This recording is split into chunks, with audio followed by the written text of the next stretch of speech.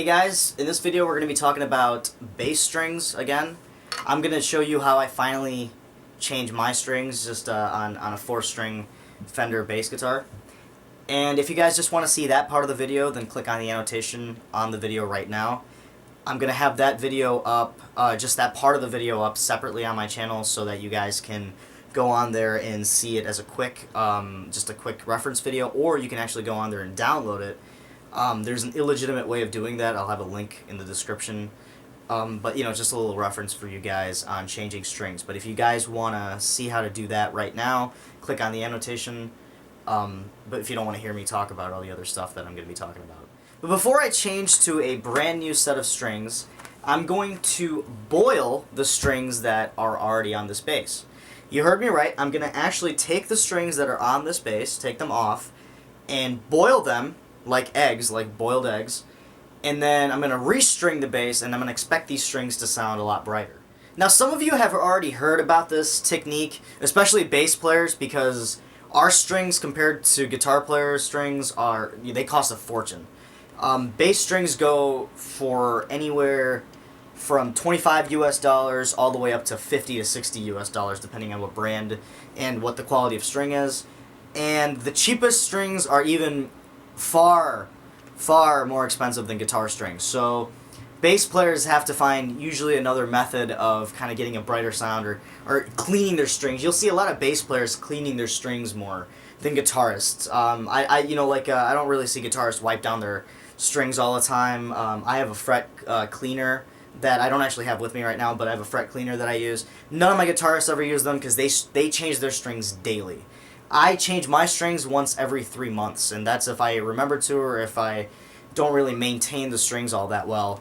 And that's a change, to like a new set. I don't change, like I wash these once in a while, like I'm going to show you right now. What basically happens is that the boiling water will loosen up all the corroded, sort of dead skin, dust, the dirt, oils from your hands, that the strings are going to be collecting over time, and it makes it so that you can easily kind of wipe them away. The boiling water will just loosen up all that in there, and the bubbles around it will help kind of take that off the string, and then you can kind of wipe them out to bring them back a certain percentage. I'd say about 70 to 75%, back to how they used to sound.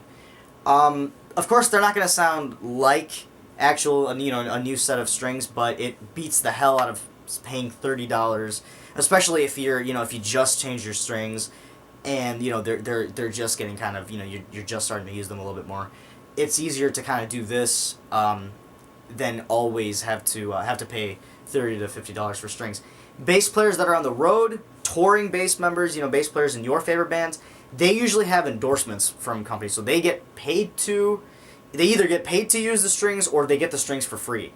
And if they get paid to, then the strings are free either way. So the strings are free. If you get them for free, then you don't ever have to do this. But until then, we're going to see what these are like when you boil them.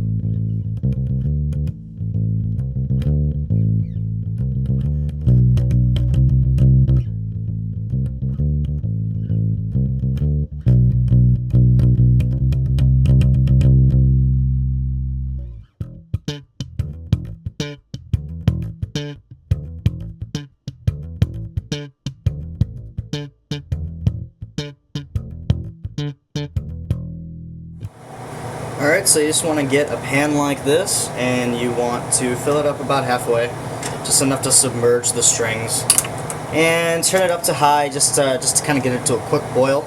Then when you put the strings in, set it, just kind of turn it down so that so that you don't kind of overcook anything or just have it too hot, and it'll keep the boil going, and then from there I'll show you what to do next.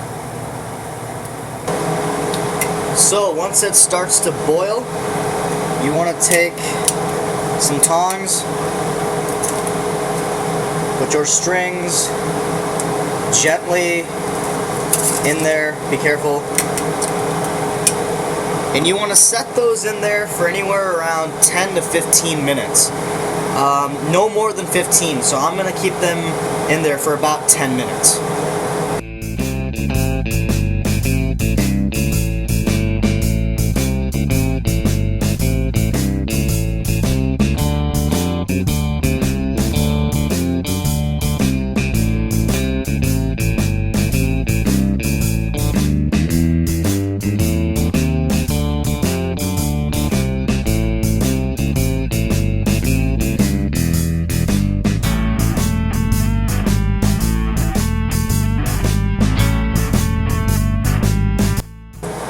periodically take them out so as to check and see if there's any difference between how dirty they were and how dirty they are now, just by the eye, just to see if you can see anything.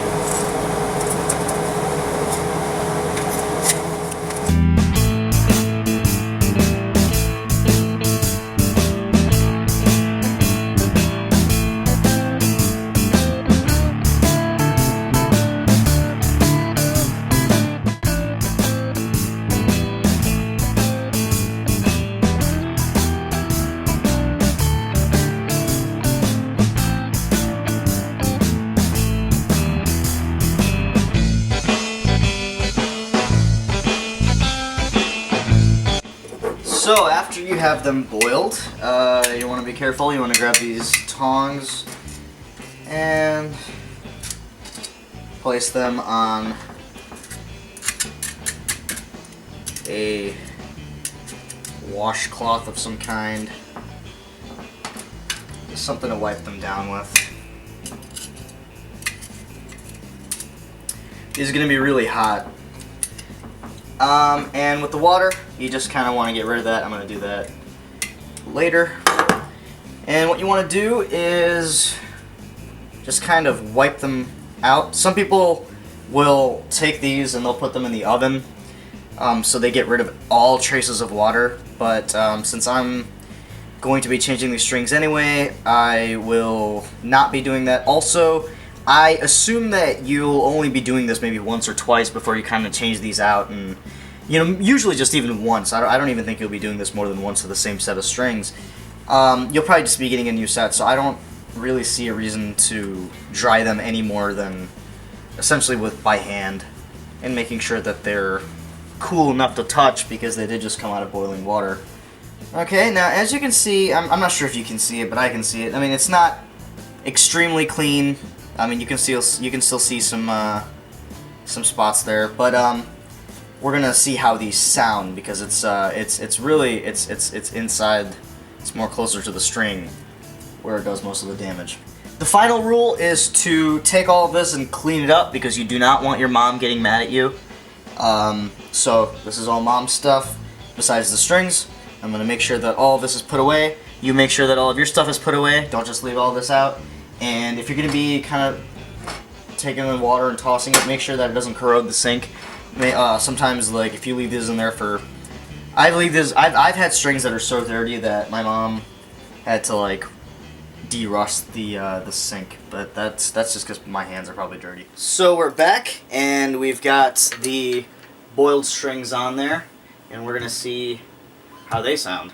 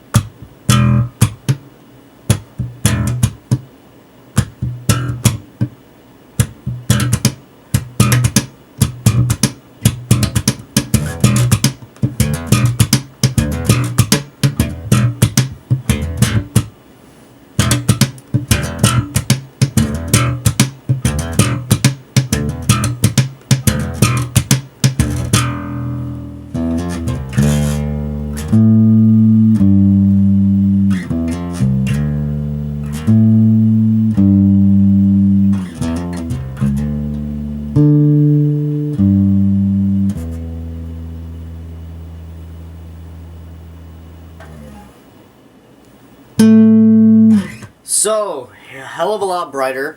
I'm actually going to be able to use this bass this weekend, or I would be able to use this bass if I wasn't switching to the newer strings. But, it has a nice, usable, rounded tone compared to the last one. I played a little bit more, so you can hear the tones, but, it's brighter. You can hear that, I've got the mic off, but you can hear that difference in the E string. It's just got definition. Again, not as good. It has a new set of strings, but definitely a great way to get you out of trouble when you need it. You can also do this using the same method for electric guitar strings and acoustic guitar strings. You want to use a lot shorter times. For electric guitar strings, I'm sure that they're the shortest amount of time, maybe about 5 to 7 minutes. Acoustic strings are a little bit thicker than electric guitar strings, so you want to use them for a little, somewhere around 7 minutes again, 8 minutes. And, something like this. I did the bare minimum, 10 minutes, but you definitely want to, keep them in there up to about 15 minutes. Don't go any longer than that. Don't really hold them in there for too long, but up to 15 minutes just to really make sure that, that you're getting a clean set. Alright, we're going to talk about restringing the bass. First thing I want to talk about is tension. You want to keep the tension the same, especially if you got the bass set up. If you just go ahead and cut them all off, especially if they're all at tension, like they're all tuned up, and you just kind of get, and you just go through and snap them, then the truss rod on the inside will bend, because that's a tension change that's too quick.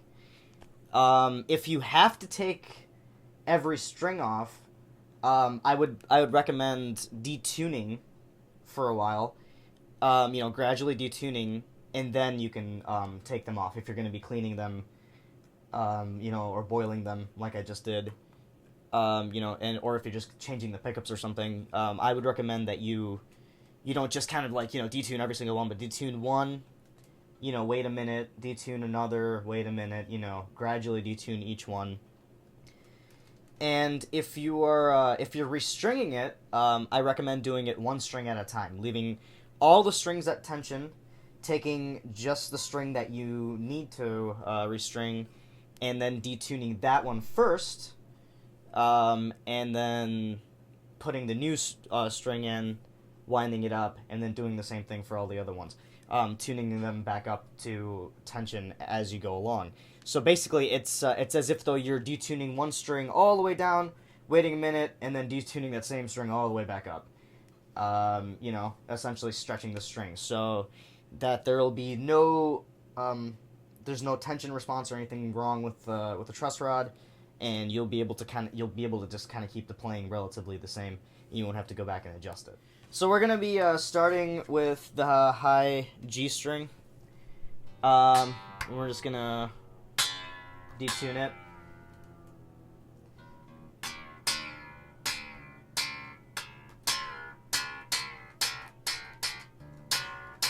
See, I'm keeping all the other ones tensioned.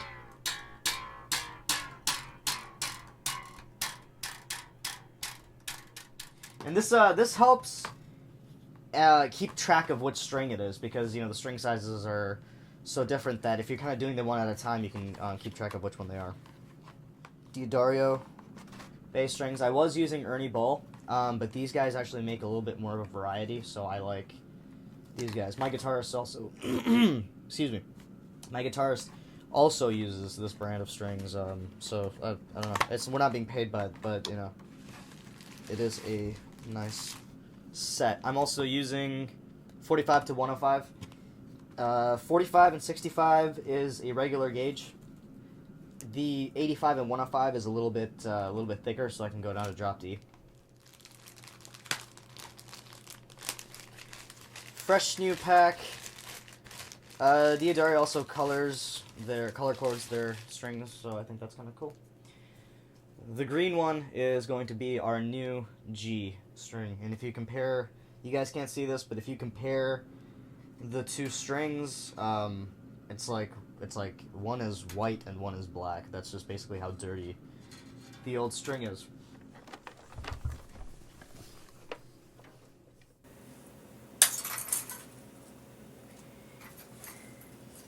Usually doesn't fly out like that. That happened because I unwound it and rewound it over and over again, so the winding got loose way too far, so I'm going to put it over here. Go ahead and clean as you do this. This is probably a great opportunity to kind of make sure everything is all tip-top in shape, is when the strings are off, and you know, just go through and just kind of wipe everything down.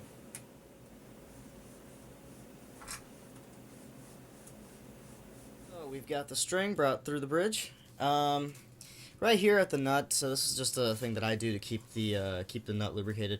I take a pencil, and I will just kind of right in there with a little bit of lead, a little graphite, and that's just to keep things a little slick. You don't have to do that, but it's just something that I learned at the mom and pop shop. So the first thing that confuses people, and this confuses me too, is how much to cut off, because you don't want to cut off too much, obviously. You also don't want to cut off too little, because if you overwind it, it ends up kind of falling. It kind of goes over the base there, and you get string noise. So I like to cut off about 4 inches. Sometimes a little bit less than that, because I like to get wind. I like to get a lot of wind, but just not too much wind. So I'm gonna cut off. Let's say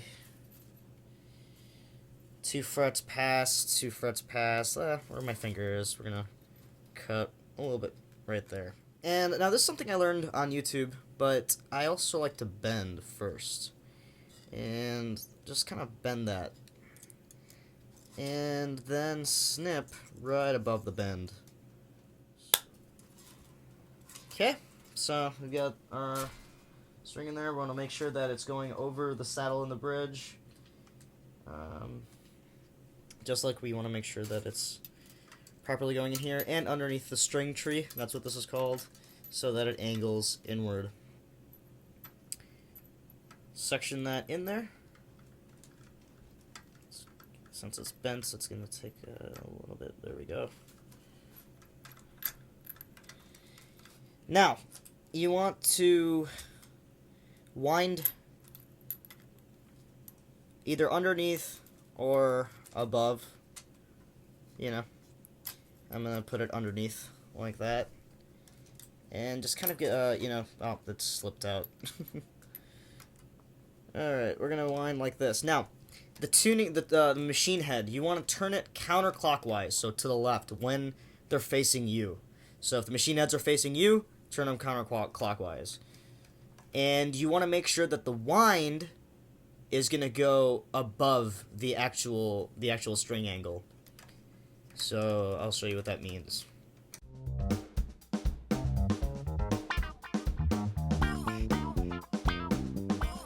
You want to wind underneath the initial circle wind, so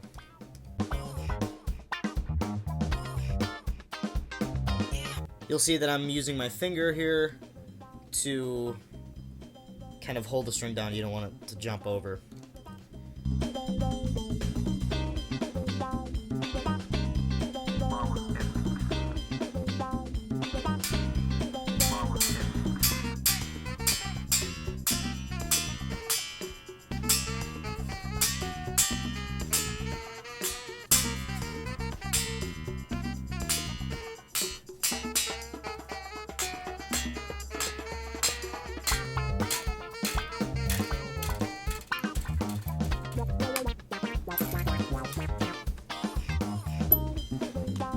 Right, gotten rid of the D string, and that one is coated black, so we're going to put that one through.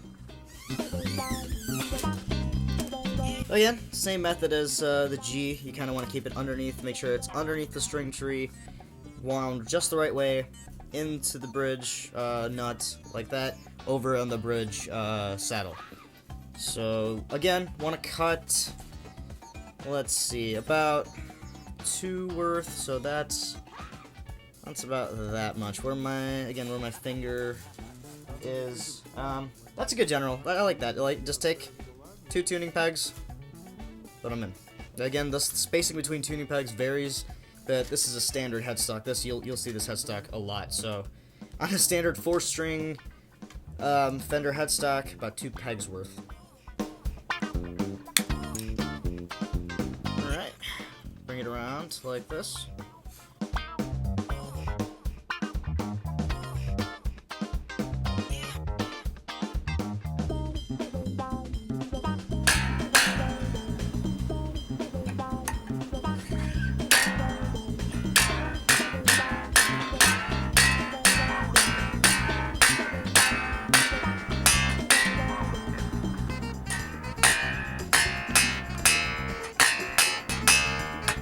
So you can already see the color difference here. These are the newer strings, the older strings, really dirty. Taking off the A string now. Color code red for A string.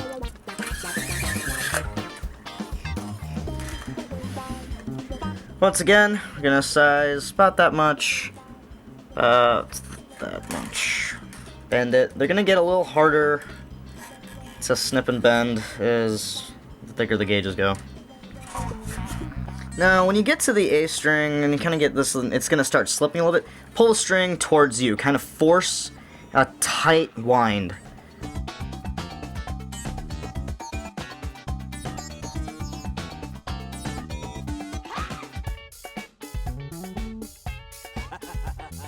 I mean, there is a music sounds better than rock. Music sounds better than rock.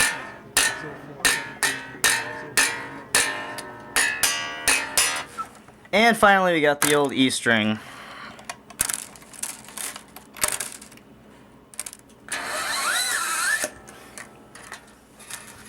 Snipping right about that much.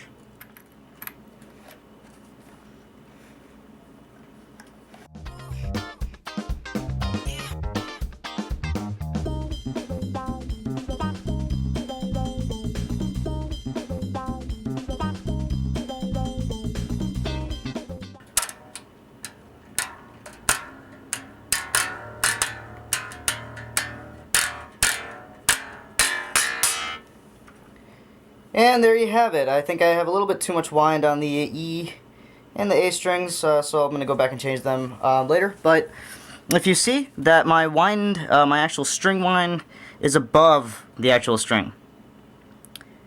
And that keeps it from buzzing. And if you ever if you actually do have string buzz, then check this first. This is usually the problem.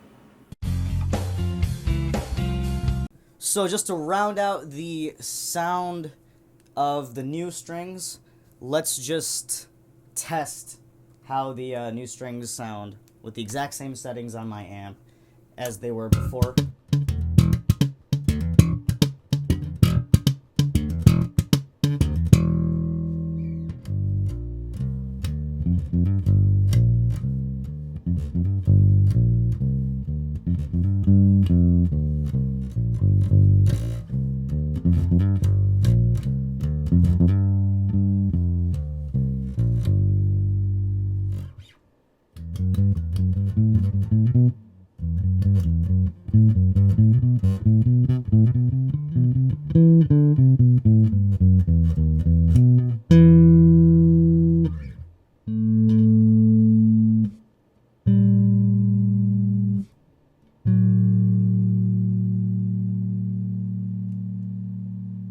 So there you have it. The newer strings sound a little bit better than the boiled strings, though you can't really hear, because I don't have the volume too far up there, the difference too well, but there's a lot more definition in a new set of strings, and nothing sounds like a new set of strings, obviously. Nothing feels like a fresh new set of strings. I mean, everything is just crisp. The pick, the fingers hitting it, everything's just fine. So this is obviously the ideal way to go. But again, if you can't do this, and I know that bass players really can't be putting new strings on their bass every time their guitars switch, so the boiling method absolutely comes close, and I recommend it to anybody that has a bass guitar, and I recommend it to guitarists too, just to see how a guitar sounds with those strings. If you want to get yourself out of a situation, if you don't want to go out and buy new strings, if you can't do that, if you have like an old vintage guitar or a vintage bass, something that kind of came with these older like round wound strings or something that you kind of want to like bring a little bit life back to and test out the instrument before you restring it. It's a great method to kind of clean the strings and boil them.